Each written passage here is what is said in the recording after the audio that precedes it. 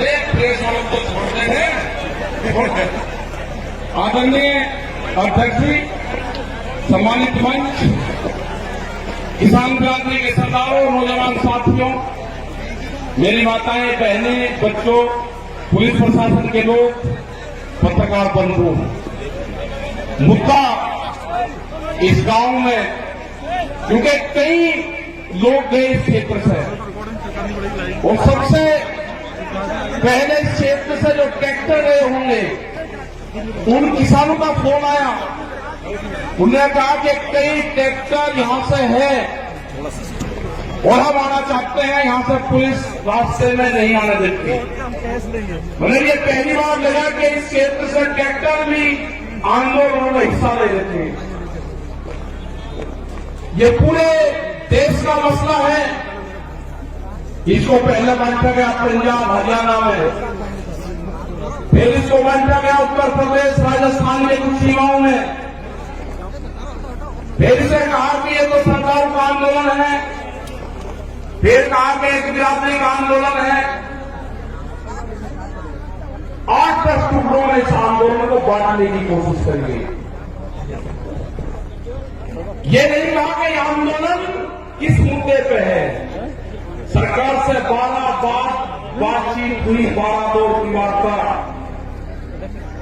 हमने कहा कि जो 3 काले कानून हैं इनको वापसी ले लो। किसानों से आपने नहीं पूछा। गोदाम, बड़े बड़े गोदाम पहले बन गए और कानून बाद में बने हैं देश में, इसलिए व्यापारियों के कहने से उनके हितों का साधने के लिए कानून बने हैं। हमने कहा कि एमएसपी में कानून नहीं है।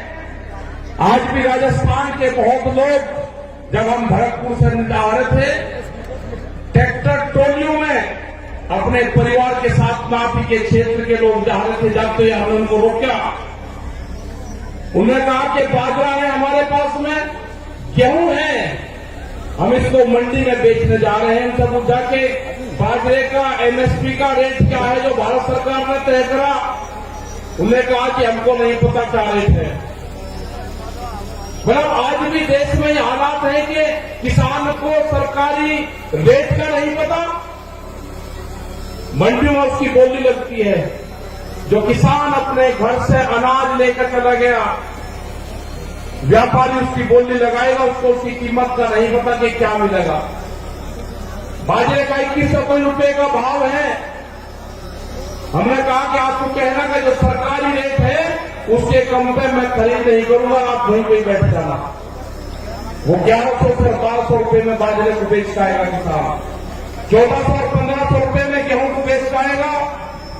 जब उसकी फसल 1 महीने बाद में उसकी फसल आ जाएगी, उसके घर में अनाज रखा है, उसको बेचने गया है। लड़ाई यही है। लड़ाई किसी जाति की नहीं है। लड़ाई है कि एमएसपी पे कानून बने। मिनिमम सपोर्ट प्राइस जो है 1975 रुपए से कम पे गेहूं का भाव नामित हो। वो चाहे सरकार खरीदे या कोई व्यापारी खरीदे, उसके कम पे खरीदना हो। 2100 रुपए के आसपास का बाजरे का रेट है। बाजरा उसके कम पे खरीदना हो। मक्का 1700-1800 रुपए का रेट है, उससे कम पे खरीदना हो। धान में 1800 रुपए से कम पे खरीदना हो। ये है कानून। इसके लिए लड़ाई वहां पर चल रही है। 100 दिन के आसपास लोग आ रहे हैं। सरकार तैयार नहीं है। सरकार ने कहा कि किसान की जब फसल की कटाई होगी, किसान अपने खेत में आ जाएगा, आंदोलन अपने आप खत्म हो जाएगा। उसके एक ही जबान से किसान अपनी फसल उड़ानी शुरू कर दी। उसने कहा कि आंदोलन करेंगे हम, अगर फसल हमारे बीच में आएगी उस फसल को उजाड़ देंगे। आपने हरियाणा, पंजाब, उत्तर प्रदेश, राजस्थान की जगह में बहुत किसानों ने उजाड़ी फसल। हमने कहा कि फसल को बर्बाद न करो, ये आंदोलन भी चलेगा, ये फसल भी किसान काटेगा। ये आंदोलन कितना लंबा चलेगा ये तो नहीं कह सकते, लेकिन जो 40 लोग हैं, जो कमेटी के लोग हैं 40, उनके पीछे पंचायतें हैं, उनके पीछे सरपंचों का हाथ है। उसके पीछे पूरे हिंदुस्तान के किसान ने आस्था जताई है कि दिल्ली में चलने वाला धरना मेरे फसलों के रेट तय करेगा। ये लड़ाई बड़े पूंजीपति से है, सरकार उनकी सपोर्ट में है। ये लड़ाई वही है जो जमींदारों के खिलाफ होती थी, ये लड़ाई वही है जो राजाओं के खिलाफ होती थी। वो लड़ाई भी अनाज की लड़ाई थी, ये लड़ाई भी अनाज के रेट की लड़ाई है। मैं नौजवान साथियों को अपने, जिसने इस पूरे देश के आंदोलन की कमान नौजवानों ने संभाली है अपनी बार। ये बहुत कम देखने को मिलता है कि नौजवान किसी के क्षेत्र में आंदोलन की कमान अपने हाथ में संभाली हो तो वो आंदोलन कभी फेल नहीं हो सकता, वो आंदोलन फेल नहीं होगा कभी भी। क्योंकि जिस तरह से शाहजहांपुर में पूरे दिल्ली के क्षेत्र में यहां का नौजवान निकला है, उसने जाति धर्म सब चीज को भुला के, सोच को भुला के कि कौन किस क्षेत्र का है, मेरी वहां पर आपस में क्या लड़ाई क्या तकरार है, सब कुछ चीज को भुला के उसने दिल्ली के आंदोलन में शरीक हुआ।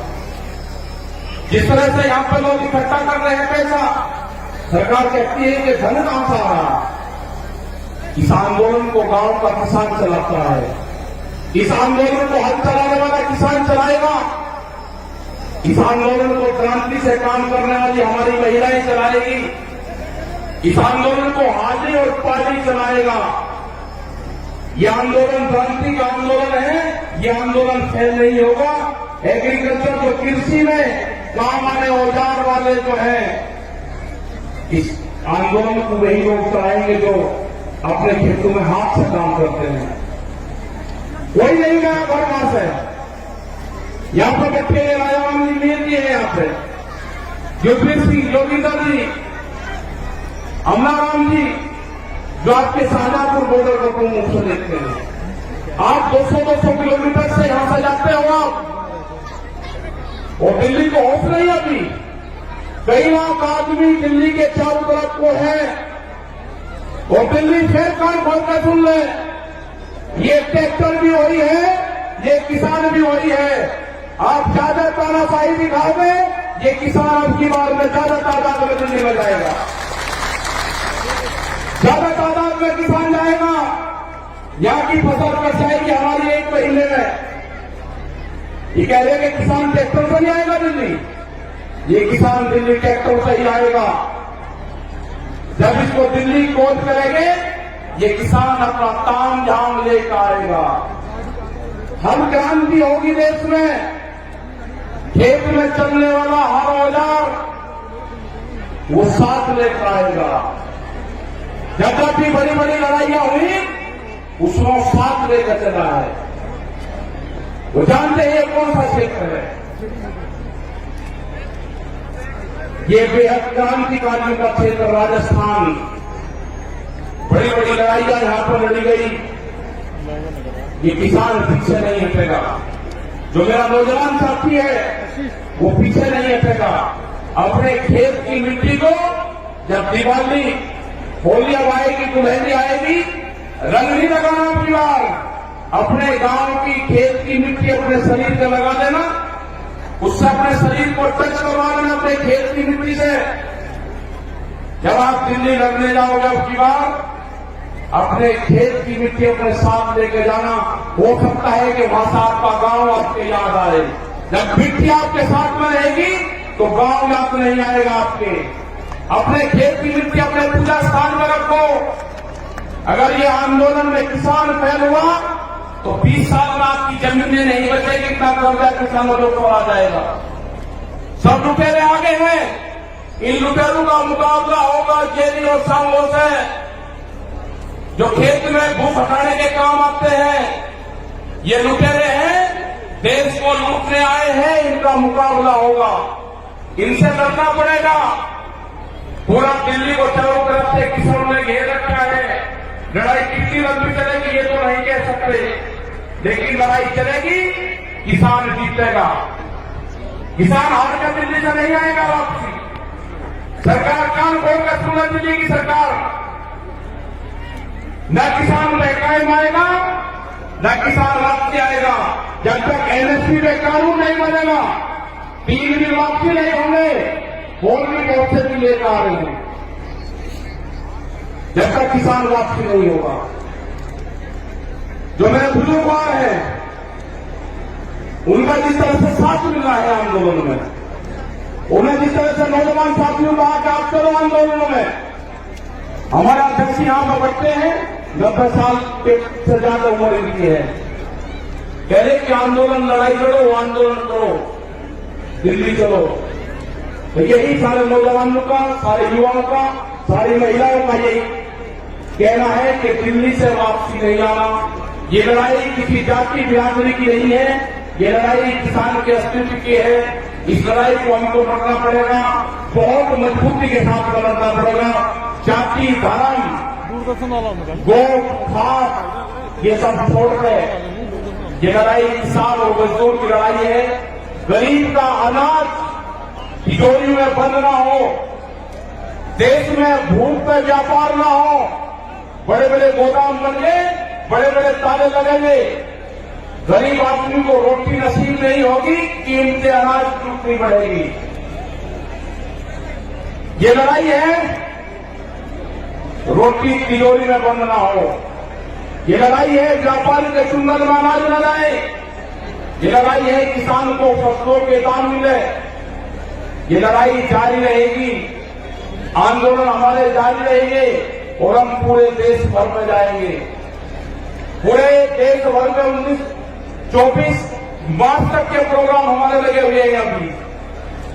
उसके बाद आगे के प्रोग्राम लगेंगे, कह देंगे वेस्ट बंगाल में कैलेंडर जाएंगे, आसाम में जाएंगे, वेस्ट बंगाल में जाएंगे, कर्नाटक और तमिलनाडु और महाराष्ट्र में भी जाएंगे। पूरे देश में किसान जाएगा, 40 लोगों की जत्थेबंदी है वो जाएगी। और जब तक भारत सरकार कानूनों को वापसी नहीं लेगी, जब तक एमएसपी पे मिनिमम सपोर्ट प्राइस पे कानून नहीं बनेगा, ये किसान दिल्ली को नहीं छोड़ेंगे। आपने इतनी बड़ी संख्या में यहाँ पे आए, आपका बहुत बहुत धन्यवाद। यहाँ पे जो ये मैदान है, जो कुश्ती मैदान है, भैरव बाबा का मैदान यहाँ पे है, उनको नमन करते हैं। इस पूरे क्षेत्र को, जो पहाड़ी क्षेत्र में यहाँ पर प्रोग्राम लाए के 81 गांव में जो प्रोग्राम हुआ, आपका धन्यवाद। जय हिंद, जय भारत, जय राजस्थान।